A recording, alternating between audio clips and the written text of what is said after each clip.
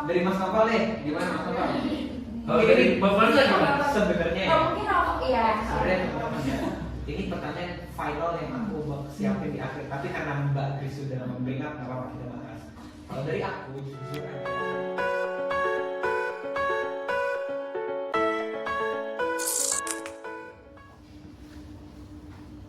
Ayo, ngapain merhatiin kamera terus?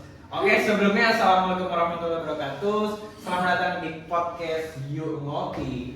Yuk ngobrol beropini. Asik, asik. Nah, pada kesempatan kali ini aku pribadi mau terima kasih banyak kepada 3 bintang tamu kita yang sudah menyempatkan waktunya pada sore hari ini. 3 mahasiswa ini bukan sembarang mahasiswa loh teman-teman. Ini tuh 3 mahasiswa berprestasi dan yang memiliki pemikiran-pemikiran yang perlu kita kulik lebih dalam tentang perbankan itu sendiri. Tepuk tangan dulu dong buat 3 pembicara ini. Nah, sebelum kita lebih jauh juga, nggak mungkin kita tiba-tiba ngobrol dong, harus kenalan dulu dong. Coba dari Mas ini, boleh perkenalan dulu Mas, nama, asal, angkatan, NIM, nomor telepon, terserah Mas deh. Boleh. Enaknya gimana?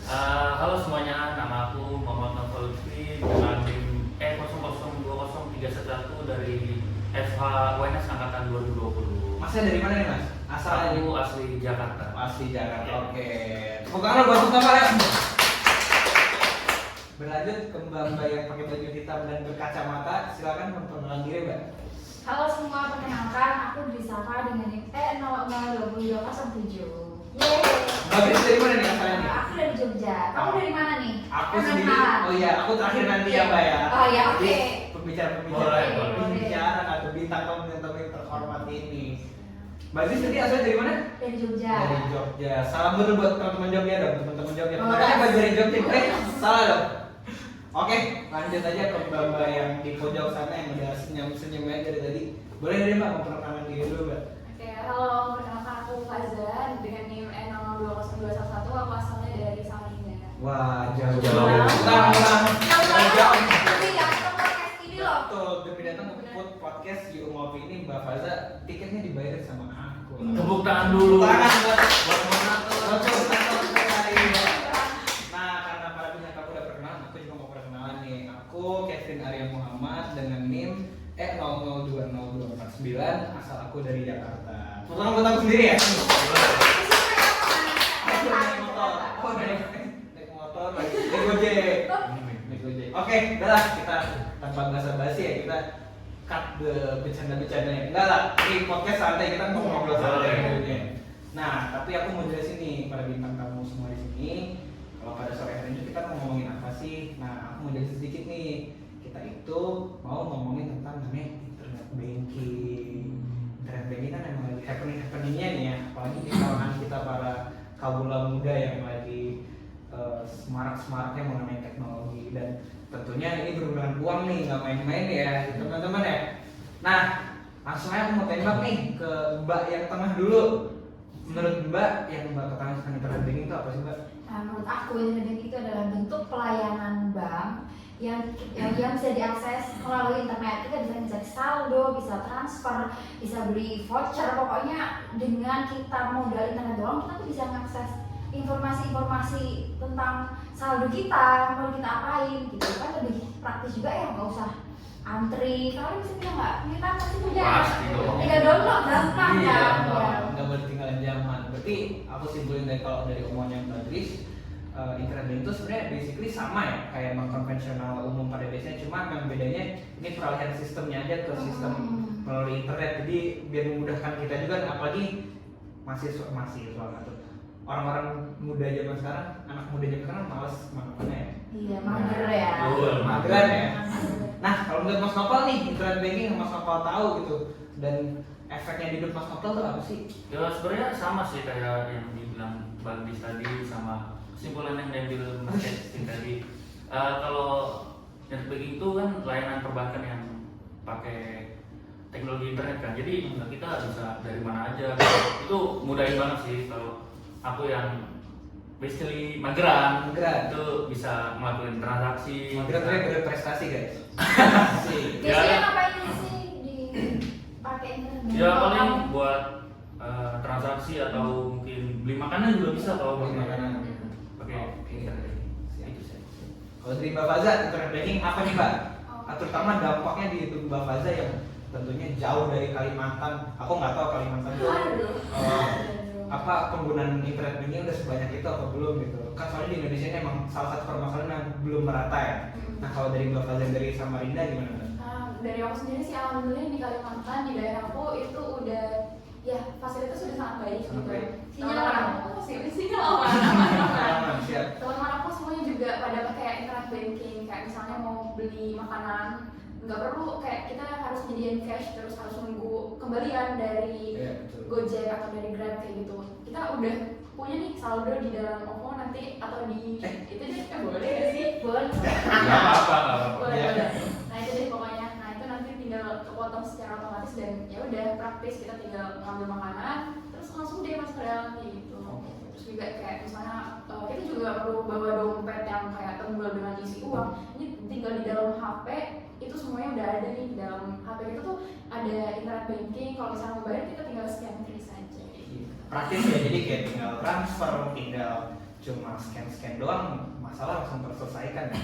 Nah, aku mau berlanjut nih ke pertanyaan berikutnya bagi para bintang tamu nih, ya kan? Kita kan mahasiswa hukum ya, tentunya mahasiswa hukum itu tidak bisa berbicara tanpa ada landasan hukum yang pasti. Nah, kalau dari Mas Nopal nih, Mas Nopal tahu nggak sih sebenarnya mengenai internet banking itu diatur di mana di Nah, peraturan perundang-undangan di Indonesia? Oke, kalau yang dari aku yang baca ya, kalau internet banking itu diaturnya di Undang-Undang Nomor 10 Tahun 98 tentang perubahan atas UU Nomor 7 Tahun 92. Oh, Ya. jadi itu apa yang menjadi dasar lah, landasan hukum paling inti lah Iya. mengenai internet pemberlakuan pelaksanaan internet banking di Indonesia ya. Nah, kalau dari Mbak Kris sendiri, yang Mbak Kris tahu apa maksudnya beda mungkin pendapat Mas Nopal nih UU yang lebih kolot atau misalnya Mbak Kris emang sama yang Mbak Kris tahu gimana? Menurut aku nambahin aja dari Mas Nopal ya. Ya. Nah itu kan tentang perbankan tuh. Nah menurut aku dengan adanya undang-undang tentang internet banking itu tuh adalah bentuk dari hukum positif di Indonesia yang karena kan sekarang kan teknologi semakin cepat tuh. Nah terus perlu dong adanya regulasi tentang internet banking gitu. Nah itu menurut aku itu adalah bentuk menjadi bentuk wujud dari hukum positif Indonesia. Terus kita kalau menurut Mbak Faza gimana nih? Nah, coba deh Mbak Faza langsung aku lempar aja. Kalau aku pribadi sebenarnya ngerasa dari UU perbankan ini produk lama tahun 98 gitu.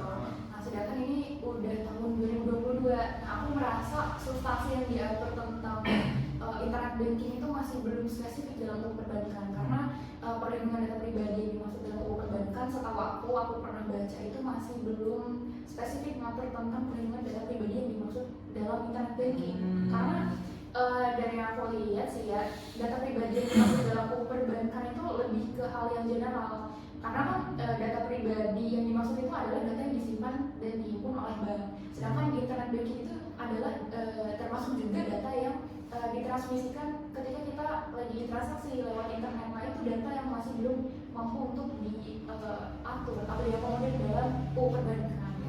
Oke, mantap banget sih Mbak Faza ya. Ini contoh mahasiswa kritis yang perlu ditiru. Jadi nggak sekedar kita menikmati fasilitas internet banking, tapi kita tuh harus mikir sejauh itu juga ya ternyata ya. Ini bukan berlaku untuk mahasiswa hukum juga, tapi untuk seluruh rakyat Indonesia juga ya tentunya. Nah, kita lanjut ke pertanyaan berikutnya nih.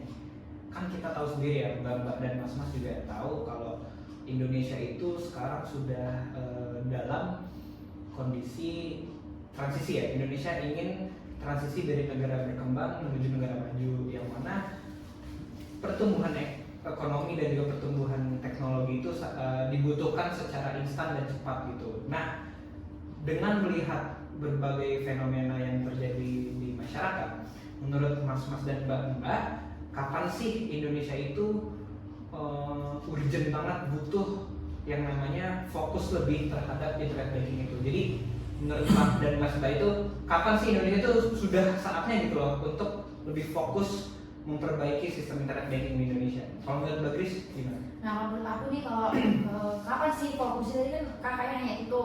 Menurut aku sekarang sih karena terutama di bagian perlindungan data nasabah. Tapi karena kan udah nih disampaikan sama Mbak Faza tadi tentang pencurian data ya Mbak, yang nggak aman ya. Tapi untungnya sekarang ini tuh udah ada nih namanya undang-undang tentang tentang perlindungan data pribadi dan itu baru disahkan juga kemarin Oktober 2022. Itu Undang-Undang Nomor 27 tahun 2022. Gitu sih Kak kalau menurut aku. Berarti menurut Mbak Grace Sekarang harusnya ada. sekarang ya as soon as possible kita emang sudah seharusnya lebih fokus dan apa ya, tidak menganggap internet banking ini hal yang sepele lagi ya. Iya, tinggal mengimplementasinya aja gimana gitu. Kalau di Mas Nopal gimana Mas? Menurut Mas kapan sih, apakah ntar-ntar aja deh Indonesia buktinya pakai sistem keuangan yang dulu santai aja, biasa aja, atau harusnya udah dari sekarang nih? Menurut Mas Nopal gimana? Kalau dari aku ya hampir sama sih kayak Mbak Grace, harus secepatnya sih kalau dibuat peraturan yang lebih fokus lagi. Soalnya kan makin di sini bakal makin lebih banyak lagi yang pakai dan bakal lebih banyak kekosongan-kosongan yang harus diisi bersama peraturan-peraturan yang baru. Nah kalau menurut aku pribadi, aku boleh ya kasih Boleh pendapat. banget. Nah kalau menurut pendapat pribadi aku, memang as soon as possible itu adalah jalan terbaik. Jadi memang aku memilih untuk jalan secepat mungkin. Tapi kalau melihat kondisi sumber daya manusia, sumber daya segala macam yang ada di Indonesia, menurut aku memang kita itu tidak bisa seinstan itu ya. Mau mengenai topik apapun, perkembangan apapun di Indonesia, kita tuh memang tidak bisa namanya instan. Jadi kalau menurut aku, kalau ditanya kapan Indonesia harusnya fokus kepada internet banking ini, menurut aku kalau dalam jangka 4 tahun 5 tahun lagi, menurutku itu jangka yang ideal. Karena menurut aku, karena keterbatasan segala macam sumber daya Indonesia, menurut aku masih banyak aspek-aspek lain dalam kehidupan di Indonesia itu yang lebih harusnya diperhatikan oleh pemerintah dibanding dengan internet banking ini. Kalau menurut pribadi aku gitu ya. Makanya sesi diskusi ini serunya gitu ya. Jadi kita tuh beda-beda tuh nggak apa-apa guys. Bukan, kita nggak harus sama, nggak harus terpatok pada satu pemikiran gitu. Nah lanjut nih pada Mbak Faza, aku mau nanya nih. Menurut Mbak Faza, ini kan kita dari perspektif anak hukum juga ya. Kenapa sih internet banking itu perlu ada regulasi yang mengatur tentang perlindungan data pribadi nasabah, dan apa sih urgensinya, sepenting apa sih gitu? Coba deh Mbak Faza jelasin. Oke, kalau misalnya ada kekosongan hukum dalam hal perlindungan data pribadi, terutama dalam hal internet banking, ya kan ini baru ada di UU PDP pun itu juga masih belum ada, setahu aku ya, belum ada peraturan pelaksana yang secara rinci untuk mengatur gimana sih mekanismenya kalau misalnya ternyata terjadi kebocoran data dari nasabah dalam internet banking ini.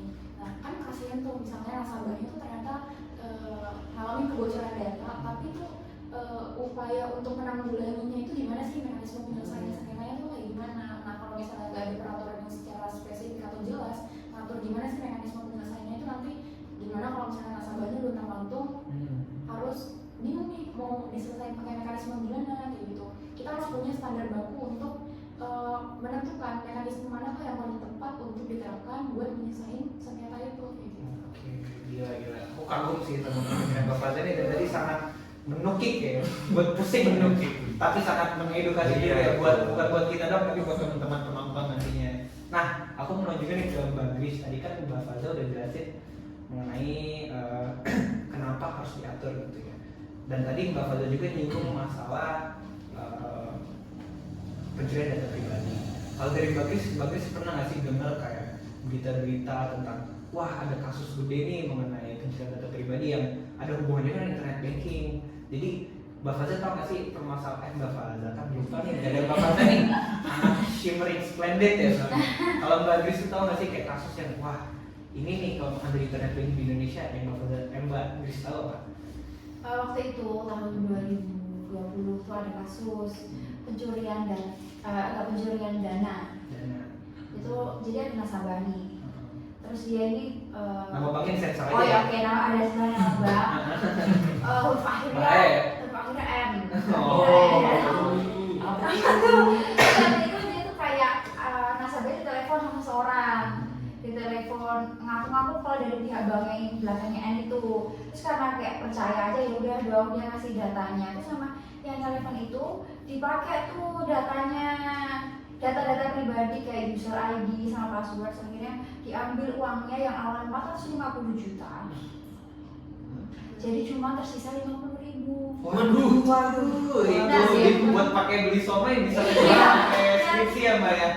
Terus akhirnya nih si pihak nasabah itu dia merasa kayak rugi dong, soalnya Jelas. mereka menggugat pihak providernya Hmm. sama pihak yang banknya itu. Nah awalnya itu pakai mediasi, namun karena nggak menubuhkan hasil, terus akhirnya karena kan rugi juga tuh. Banyak banget, bisa di 395 juta. Loh, 449 juta. Kita pada bodoh ya. 449 juta 500. Kok 950 ribu. Wah gila, itu mah bisa buat DP rumah ya. Iya. Kalau buat mahar babel bisa nggak? Terus akhirnya karena yang itu kan sebuah kesepakatan, akhirnya dibawa ke pengadilan karena kerugian tersebut sekitar 400 juta ya tadi yang Mas bilang seperti itu. Wah, itu berarti salah satu apa ya? Dibilang aib ya aib, tapi itu juga bisa jadi bahan evaluasi bagi pemerintah juga nanti gimana cara pemerintah itu menjamin ya untuk sistem internet banking di Indonesia itu lebih rigid, lebih jelas, lebih komprehensif dan juga lebih memiliki kepastian hukum yang jelas ya. Nah kalau dari Mas Novel, kalau kasus-kasus itu Mas Novel tahu nggak? Misalnya Mas Novel atau pernah ngalamin diri sendiri gitu kayak, wah ini sistemnya aneh banget nih kayak ada like bugging atau pokoknya merugikan Mas Novel sendiri pernah? Kalau yang hal besar kayak yang diceritain Bagis tadi, alhamdulillah belum pernah. Belum pernah. Tapi jangan sampai. Jangan sampai ya. Jangan sampai. Tapi ya kalau misalkan hal-hal kecil kayak misalkan kalau internet banking itu ada biasanya tuh ada jam-jam yang dia off. Jadi saat kita mau transaksi di jam itu nggak bisa itu. Oh iya. Terus juga kalau Aku misalkan juga pernah sih iya, itu. Yang namanya internet banking kan ya pasti ada bug-bugnya atau misalkan ada masalah-masalah dari sistem lah itu sih yang harus ditingkatkan lagi ya, dikurangin ya. Kalau Mas Novel kena penipuan yang beratasnamakan bank itu, kalau aku sih, ini aku cerita dikit juga ya. Aku tuh pernah kayak ada tiba-tiba orang ngirim pesan ke aku dan itu katanya resmi dari salah satu bank, sebut saja BNN. Iya. Nah banknya itu kayak ngasih link gitu, kayak kasus yang pernah aku dengar juga di tahun 2010. Jadi dia kayak bikin link bohongan, link palsu, yang mana nantinya para nasabah yang salah ketik akan masuk ke link itu dan hacker ya bisa dibilang orang yang menyalahgunakan link itu jadi tahu PIN dari nasabah-nasabah tersebut lalu diambil uangnya. Nah, aku tuh pernah hampir kena kayak itu, alhamdulillah ini belum pernah. Nah, Aku pernah baca sih trending kan. sempat trending, tapi Iya, emang iya. kasus sudah rada lama ya, makanya yang aku ingat sih itu kalau aku ya. Tapi kemarin akhir juga ada trending tau kayak gitu yang Di trending ya. yang itu Orang ya. jahat sekarang ya. Iya. Astagfirullahaladzim. Mari kita berzikir beristighfar. Beristighfar. Oke, aku mau lanjut nih terkait tadi kan kita udah bahas mengenai internet bankingnya secara substansial ya objeknya gitu ya. Sekarang aku mau nanya subjeknya menurut mas-mas dan mbak-mbak.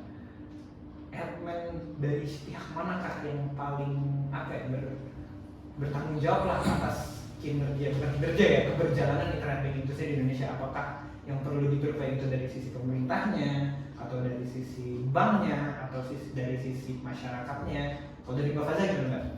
Oke, kalau dari aku pribadi sebenarnya mana sih pihak yang paling banyak andil dalam kemajuan untuk internet banking sendiri? Mungkin aku lagi dari sisi masyarakatnya sih. Kayak untuk aku internet banking dibikin bagus-bagus, regulasi yang udah mantap, tapi kalau ternyata masyarakatnya masih belum melek buat pakai internet banking. Terus itu juga ini aku balik lagi ke kasusnya yang tadi disampaikan lagi Saka. Kita masyarakat itu juga harus aware walaupun kita udah punya internet banking itu jangan menutup kemungkinan bahwa akan terjadi suatu problem dari penggunaan internet banking itu sendiri. Kayak misalnya ditelepon sama orang yang aku pihak bank, kita harus cermat dan curiga, waspada. Kalau itu tuh siapa tahu bukan dari pihak bank, siapa tahu itu adalah orang yang memanipulasi.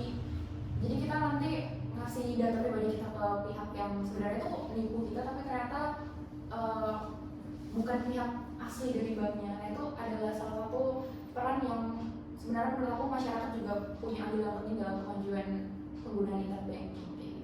Berarti aku mau simpulin juga dan berarti ini selaras dengan pernyataan aku di awal tadi. Bukan aku mendiskreditkan daerah-daerah di Indonesia, makanya aku tanya tadi karena aku jujur kurang tahu kondisi di Samarinda kayak gimana. Karena yang aku tahu memang di Indonesia itu terkait penyebaran kemajuan teknologi itu belum merata ya.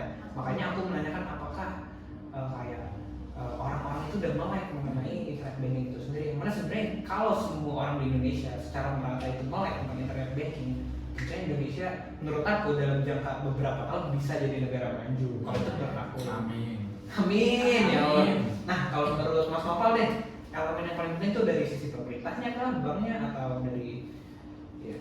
Kalau dari aku sih dari sisi pemerintahnya. Kan kalau misalkan dari yang dibilangin Mbak Faza tadi, masyarakat paling penting karena mereka yang menjalankan. Tapi ya balik lagi, kalau misalkan masyarakat menjalani tapi nggak ada regulasi yang mengatur dengan baik, nggak ada program yang mengatur dengan efisien dan efektif, mungkin bakal bingung masyarakat sendiri gimana menjalaninya. Jadi pemerintah sih yang paling penting buat menyediakan fasilitas buat masyarakat menjalani menikmati layanan internet banking itu. Berarti Mas Nopal nih bisa kesimpulin perspektifnya benar-benar perspektif anak hukum banget ya, apa-apa disebutnya langsung ke yuridisnya langsung ke pokoknya kalau asas legalitasnya nggak jelas ya berarti yang salah dari pihak regulasinya ya, bukan dari masyarakatnya. Oke, seperti itu. Kemudian aku mau tanya ke perannya yang udah mau menuju penutup nih. Aku mau nanya, tadi kan kita udah bahas ya, berarti banyak kekurangan dan juga banyak kelebihan dari keberjalanan internet banking di Indonesia. Nah, aku mau tanya nih ke masing-masing, nanti aku tanya semuanya ya. Menurut Mbak Faza dulu ya, bagaimana cara agar pelaksanaan internet banking di Indonesia itu berjalan dengan baik sesuai dengan apa yang dicita-citakan? Kalau menurut Mbak Faza gimana? Berat nih, memang rada berat. Kalau ngopi yuk bersama anak hukum memang rada kayak gitu, Mbak. Ya, memang gimana sih supaya internet banking itu berjalan bisa apa nih efektif? Bisa efektif, baik, efisien, sesuai apa yang dicita-citakan lah. Sebenarnya kita sebenarnya udah punya koridornya harus gimana tuh, kita udah punya proyeksi ke depannya gimana. Tapi untuk merealisasikannya tuh agak tricky gitu karena banyak tantangannya. Dari pihak regulatornya harus bisa bikin peraturan yang komprehensif untuk mengakomodir semua kepentingan semua pihak.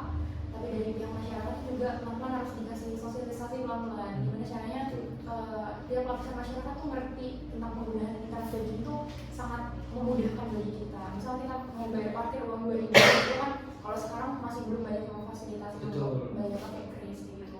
Karena kan dari aku pribadi sebagai pengguna internet banking seringkali nggak pegang cash tuh. Tapi dari pihak yang menjaga parkir itu tidak menyediakan adanya fasilitas kris.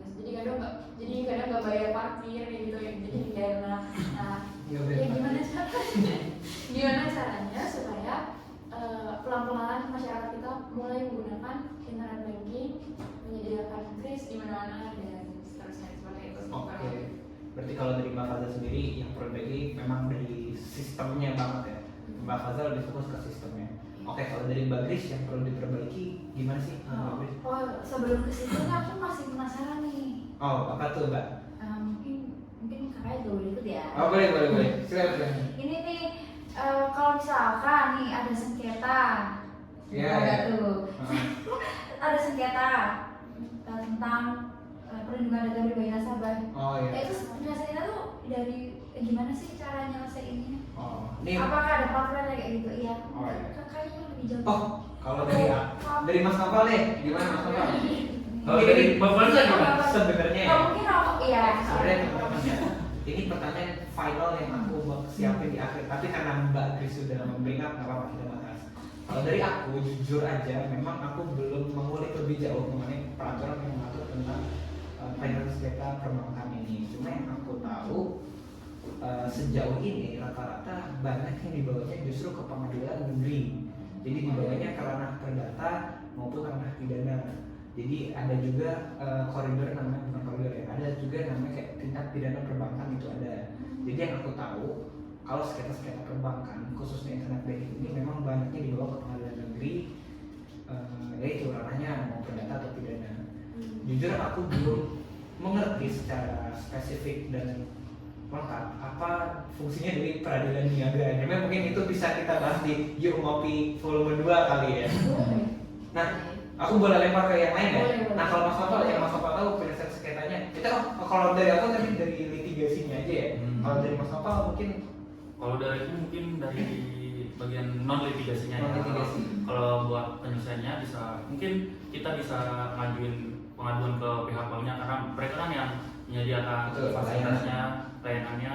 Jadi itu tuh sebenarnya sesuai dengan peraturan Bank Indonesia nomor 8/5 PBI 2006 kalau Oh, salah. iya.